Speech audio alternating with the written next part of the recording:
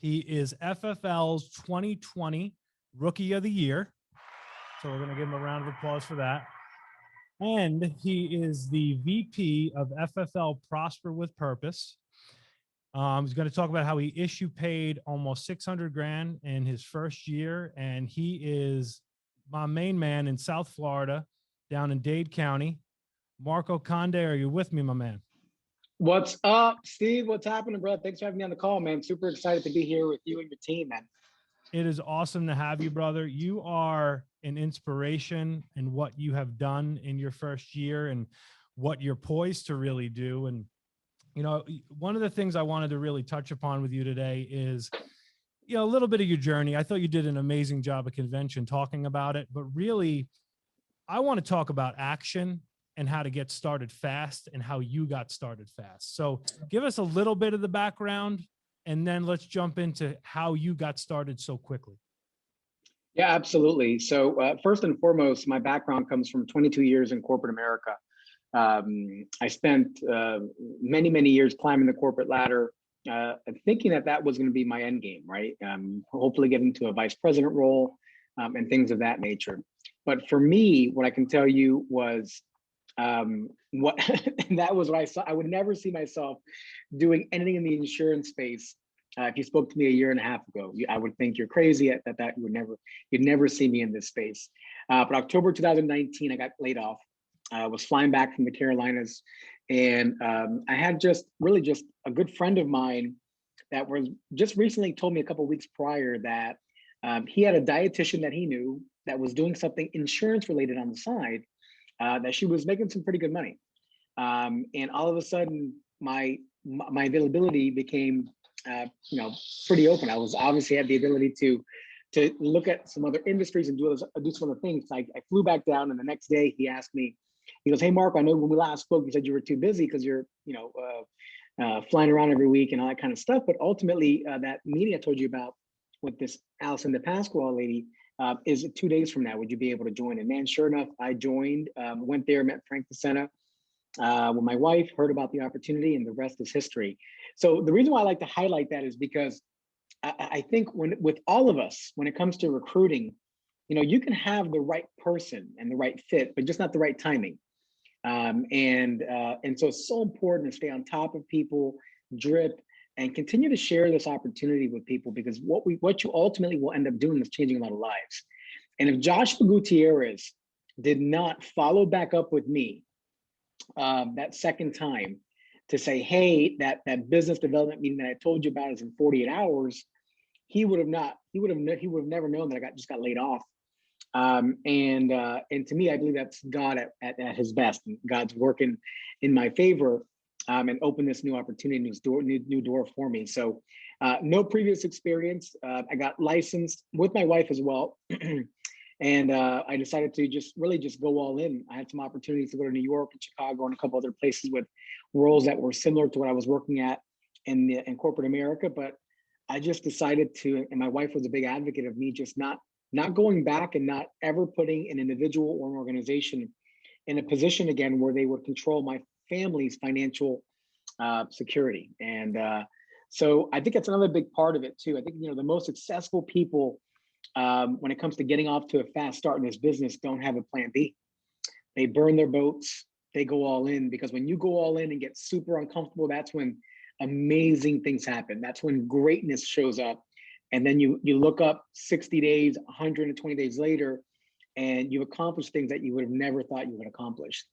So for me, I can tell you, man, it was a blessing in disguise. My plan was taken over by God's plan, and it was awesome. So how I got off to a fast start was really just going all in. And when I say going all in, it's not just buying leads, it's also just training. I had to become a student of the game because I had no idea about insurance or life insurance. I knew nothing. I had work life insurance, and that's all I had. So I really knew nothing about it. So I exchanged my, my driving time, car radio time, my workout time, my, in the evening, my Netflix time, whatever time I had, I exchanged it for just listening to podcasts and training. And little by little, I just kept adding different notes to my notepad. on my either my iPad or my iPhone. And after 2 or 3 months of doing that, man, I had so many amazing notes taken, so much gold that I got from all the trainings and all the podcasts that I was able to put together kind of a, this is what my profile is going to be, and really take out all the little golden nuggets along the way from what I heard from top producers and top agency builders. But even by doing that, I still at first. The first few weeks I didn't do as good as I thought I would do. I thought I was super confident coming in. I thought I heard every training video under the sun. I was dialing from home. I wasn't plugged into the office.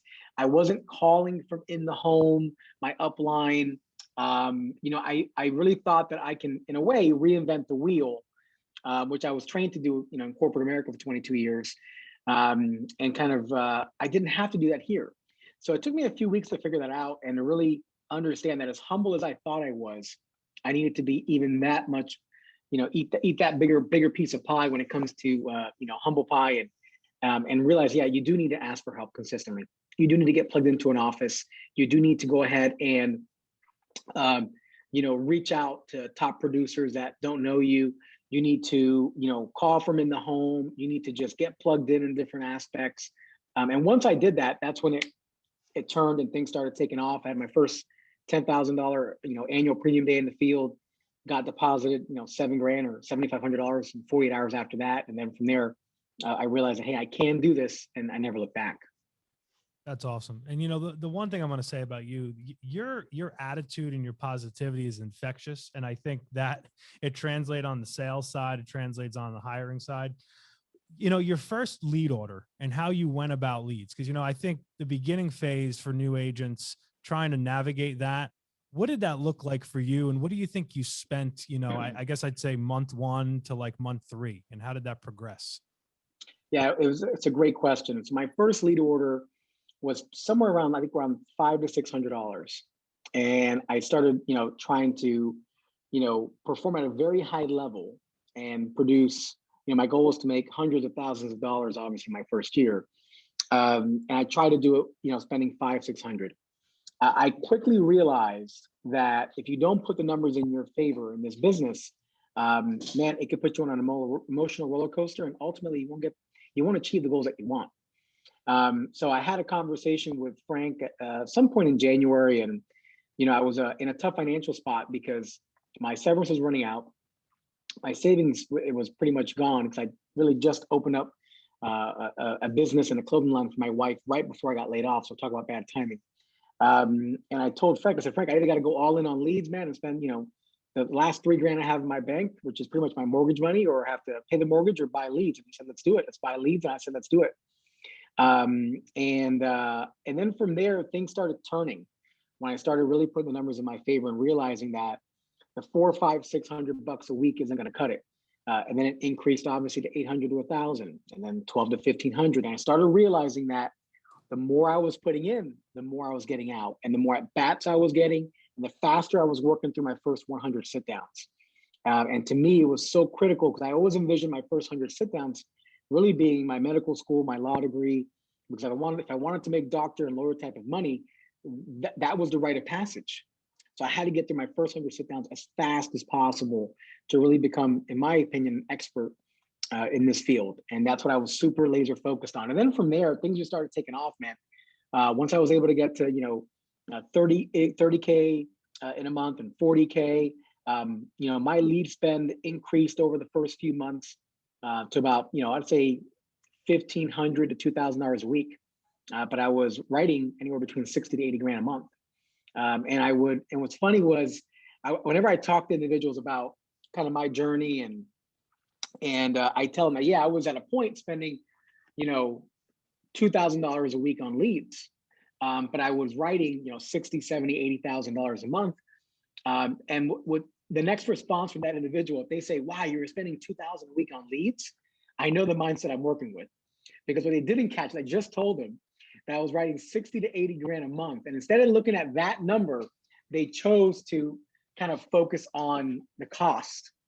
And for me, I never looked back, man. And from there was, I never looked at lead flow again. It was all about just getting as many leads as I possibly can get, respecting and protecting my dial time, getting better on the phones, and then going out there and just helping people, man. And then once I got that, and I got rid of that commission breath, and I just really started protecting and helping people the right way, and not working out of desperation because the numbers were in my favor, it totally changed my posture in the home and on the phones. And that was the game changer for me.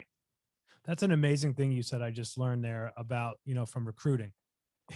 I'm sure you probably use that tool when you're recruiting to kind of say to someone, hey, I just wrote 80 grand, but I spent 2, and then to see their reaction. I bet you do that all day long. Yeah, I do. And it tells me the mindset of the individual that I'm speaking to and interacting with. And where either they're there where I need them to be, or I need to explain to them a little bit and kind of restate what I just told them. But it does give me a clear indication of the mindset of the individual I'm speaking with. Mm-hmm. Yeah. So, at convention, they talked a lot about sacrifice. I think all top producers, I think we all have it. How did sacrifice look for you? Because you worked a corporate job. I know you traveled a little bit, right? In your corporate Mm-hmm. America job, right? Yeah. How did your schedule sacrifice with your family? You have an awesome family. How did that look like? And how did you go about that early on? Yeah, it's a great question. And really was probably one of my big keys to success that I shared at conference was really just about, understanding that you have to get buy-in from the home. And whatever that home looks like, whether it's kids, wife, spouse, I don't care what it is, whatever your inner circle is, they have to understand that you are now, number one, like for me, it was I'm going through a career change. Okay.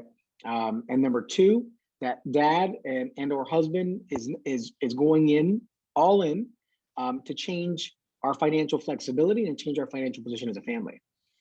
So I got the green light from the wife, got the green light from the kids, and they understood it. I communicated it to them.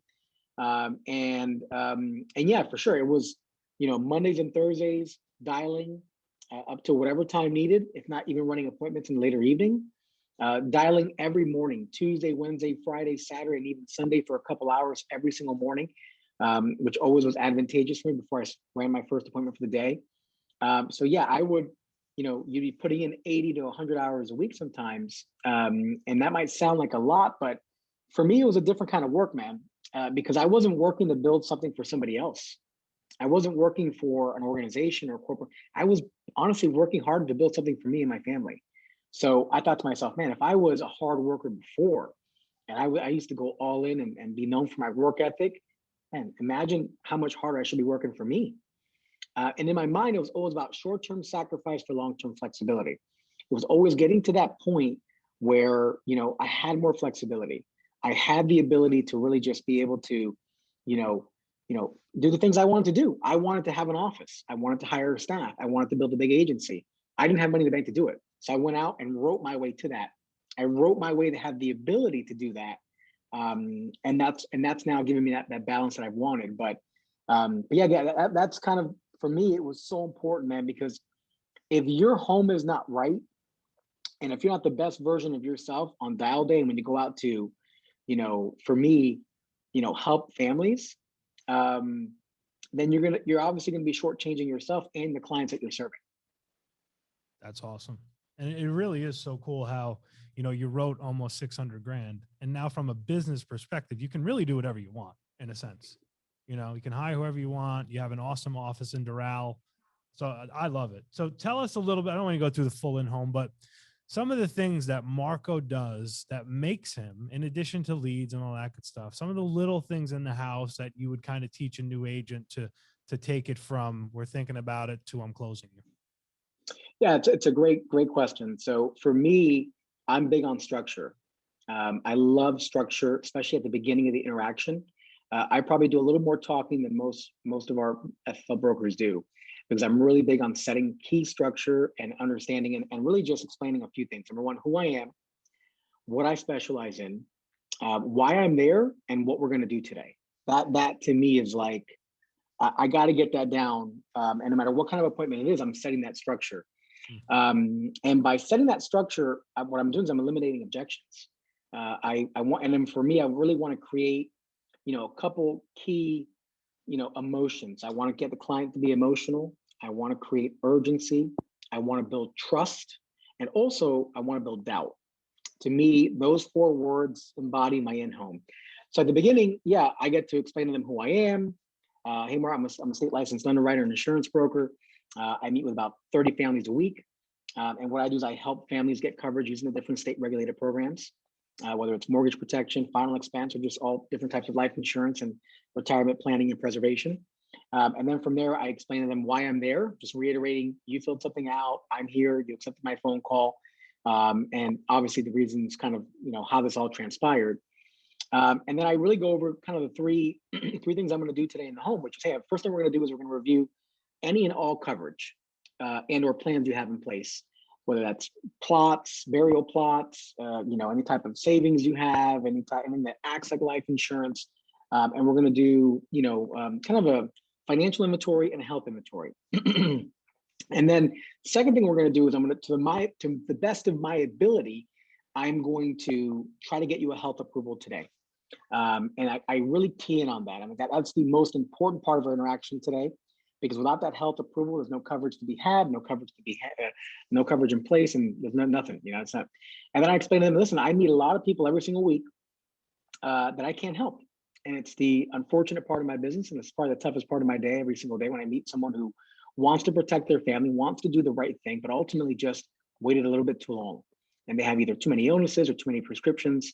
And then I really key on this one first. Listen, we're all one prescription drug written, just written, not filled, not taken, to be uninsurable. We're all one prescription drug written away from being, uninsurable. And so right there, I'm creating urgency, doubt.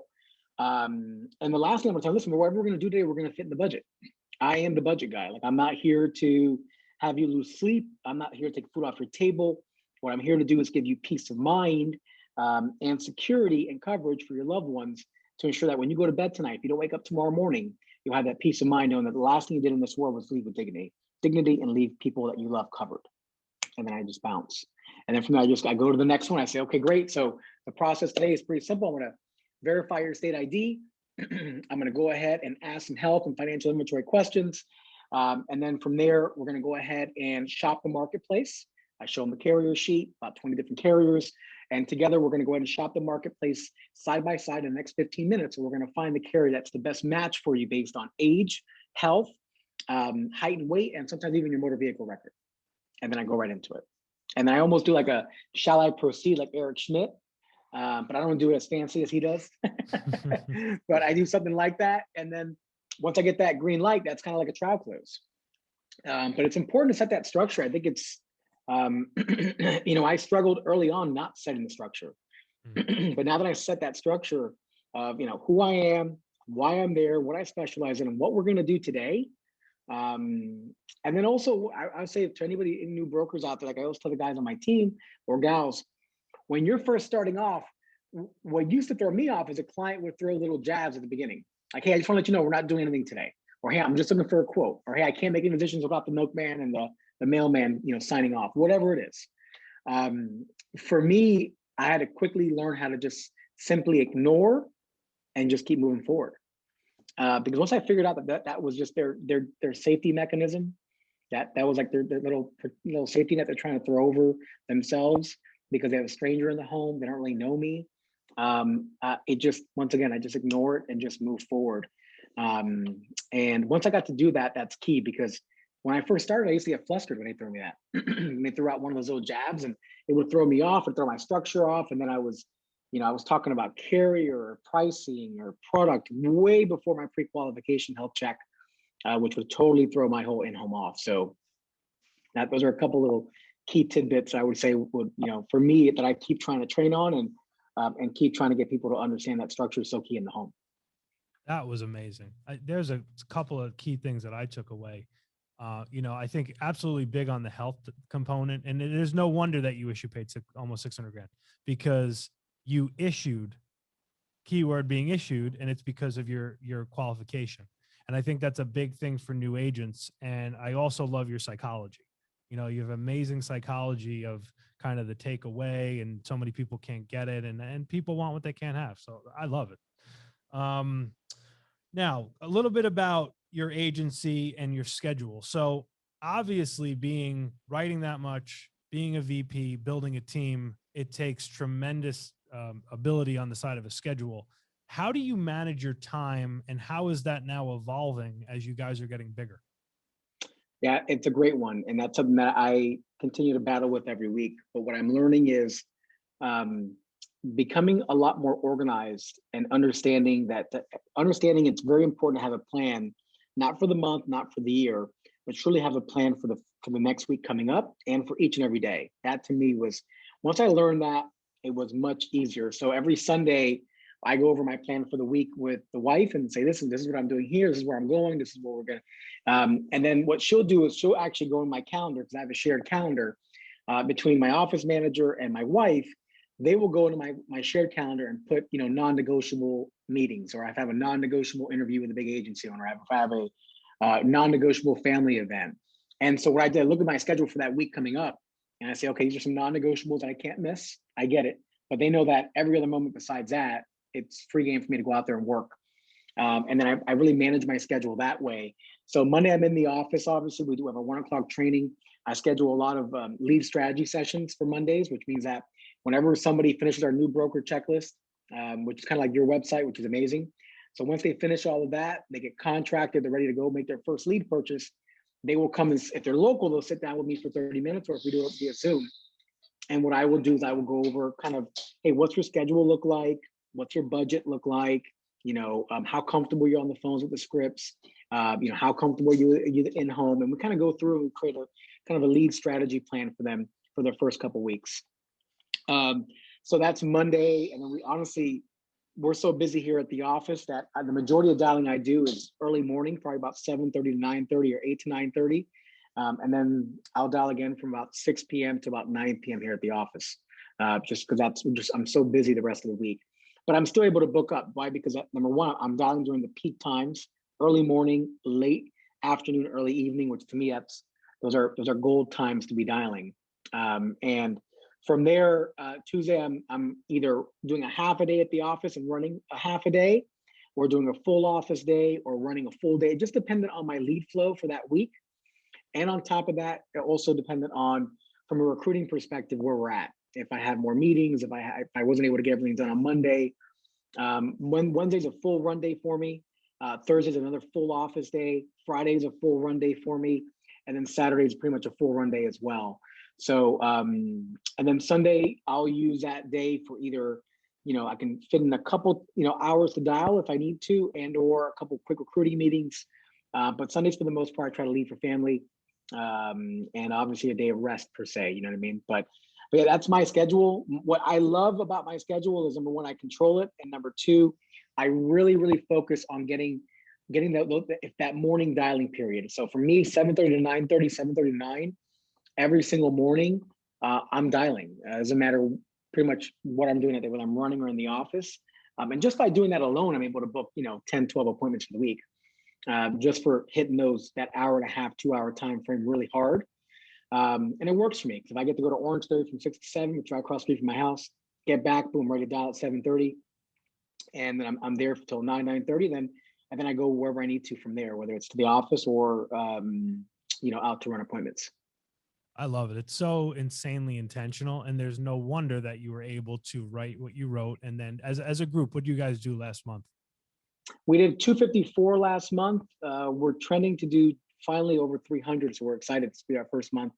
We should be over 300. So we've submitted over 100 grand 4 out of the last 5 weeks. So we're expecting a big month, man. We're excited. The team's working hard and we're growing. Thank God. That's awesome, bro. Good for you. So last thing I want to talk about, something that you do a masterful job of, and I know I have a lot of South Florida agents on here, but also looking the rest of the country. You've attacked the Hispanic market and done it very, very well. What are some of the things that you do down in this market? And then what does that look like outside of the state and other states on the side of the Hispanic market? Yeah, it's a great question. The Hispanic market is a very big untapped one. And what we have to realize is that, number one, FFL is new to them. That for most parts of the country, FFL is known as the biggest and fastest growing IMO, but to them, it's somebody new. So for me, social media was huge in the Hispanic market. For me, and then what I really went after and targeted early on were people in the health field and also any type of agency owners. And then you have some companies down here that just, have been around for quite some time, I have local offices around here, like Lincoln Heritage and a couple other of these places that, to me, there's a large Hispanic PHP, large Hispanic population there. And they have no idea about our opportunity. So what we've created is BDMs in Spanish. We have weekly trainings in Spanish. I paired up with Manuel and John Lama, Liz Brennan. So all of our teams are all contributing in one way or another. We have weekly trainings here in Spanish. And one thing about the Spanish, population is they do need a little bit more hand-holding up front. They do. And I had to learn that. But once they get the hang of it, they're off and running. And they're extremely loyal, and they are amazing recruiters because they are great at attacking more market and sharing the opportunity. So really what you invest into one individual, I always look at it as 3 to 5 times, 3 to 5x I'm going to get reinvestment because they're going to be sharing the opportunity to be out there writing. And the instant enter at Life Leads in Miami, with the majority of them being Spanish speakers, has really helped us significantly. So we're really attacking that as much as we can. But yeah, so to me, I think that's social media, understanding that it's a different type of culture. It will need a little bit more hand-holding up front. But long-term wise, once you get them set up, they're good to go. And also just, they really respond well to face-to-face. That's just one thing about the Spanish culture. COVID, pandemic, I don't care what it is. It's hugging. It's just that's the culture. That's just something that's just, what it is, what it is. So as long as you realize that you're dealing with individuals that do really well face to face, that are there, might need a little more hand holding up front, but man, they're going to share the opportunity, and they're so thankful to be a part of what we're doing. I just, we have a new Doral office that we're opening across the street, and walking in there and seeing individuals. It's brand new, so we haven't even got the office chairs here yet. And to see that individuals are there bringing in their own beach chairs, and they're dialing on the floor, and they're so happy. They're just so thankful to have a space to come work out of and come work. It's very humbling. And yeah, we're excited to share the opportunity, man, and really attack the Hispanic market. But I would say social media, warm market, understand that they need a little more hand-holding up front. And obviously use the resources that we all have. John Lama's training, Liz Brennan's training, the playbook in Spanish, that's all there out in the open for anybody to utilize. So take advantage of it. That's amazing. Would you say there's like a second or third hot state or area that you target for that market? Yeah, Texas is big for me. New Jersey and Tennessee. I think all of those have, believe it or not, large Hispanic pockets that we do target. So for us, we try to really just correlate those dots, and we all kind of rotate doing BDMs in those different states. I know Manny and John did one, I think, go out in December. So I'm due to go out there, I believe, next month as well, possibly with Liz. So we all just rotate, and we just try to get as many people in the door as possible, and just see it, duplicate, and just, fill up bigger and bigger spaces, man. That's amazing. Well, I don't want to keep you too long. We try to keep this a half hour. This was amazing. I'm so happy that you're down here, that we can collaborate on things. And I really, really appreciate your time. And I look forward to monster things and board member in your very, very near future.